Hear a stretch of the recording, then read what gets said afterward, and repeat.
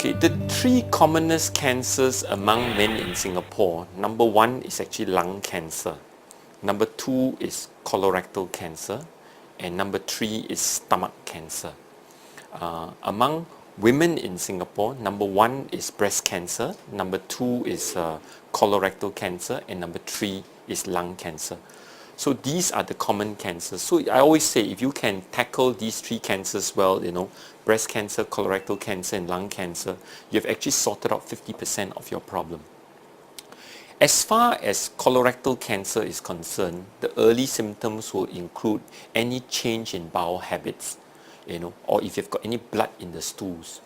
Many people think when they've got some blood in the stools, they assume that it is due to piles, and they just forget about it. But in actual fact, this needs to be properly evaluated by a doctor to be certain that it is piles that's causing the problem and not something that's more ominous, more serious, like colorectal cancer. In the case of breast cancer, we are very fortunate because we can actually detect the large majority of breast cancer very early if women go for regular breast self-examination and go for mammography once a year. So that's how you try to detect cancer early, and that will help you to increase your chances of a cure. There are four ways of detecting cancer. The first way is often from the patient's symptoms, what they complain about. The second is in terms of when the doctor does a physical examination, examines the breast or feels the abdomen, he will get an idea as to whether there's something that's serious or not. The third way is by means of blood tests, and the last is by means of some form of invasive investigation like radiologics, evaluation, or an endoscopy. That's how we diagnose cancer. There are many advances in cancer management. They start from the point of how we diagnose cancer, to the way in which there are surgical advances in the way we operate on cancer, to the way radiotherapy is given, and to me, the biggest advance is the development of new drugs in the treatment of cancer, and I'll be happy to show you some examples. In this particular case, this upper image is actually a normal CT scan. In this CT scan, you can show it to any radiologist and they will tell you this is a perfectly normal CT scan. A CT scan is able to detect any shadows that should not be there. The difference is, a PET CT scan, you inject a little bit of sugar that is tagged on to a radioactive material. What happens is, we know cancers are very fond of sugar, and the sugar will go to where the cancer is and it lights up like a light bulb. So what may appear as a normal CT scan on a PET CT scan will show where exactly the cancer is.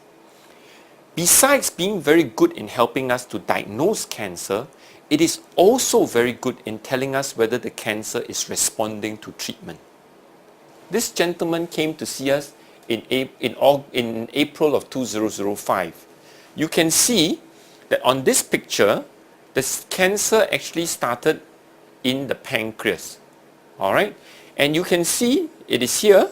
In addition to being in the pancreas, it has already metastasized to the liver.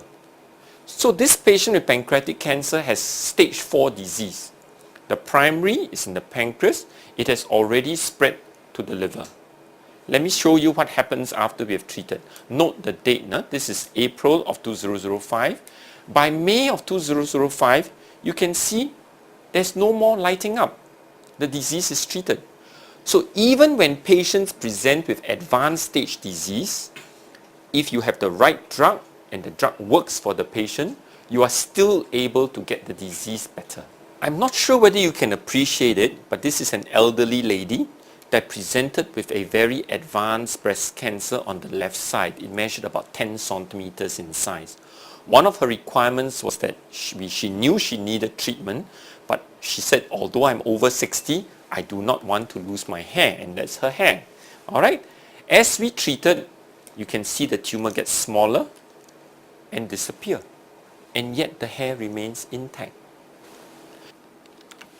The same patient, this is the mammographic picture indicating the large tumor in the right breast, and with treatment, the marvelous response that is achieved. So what we are trying to illustrate again is that there are drugs whereby you can have excellent results and yet you can avoid some of the side effects which patients are fearful of.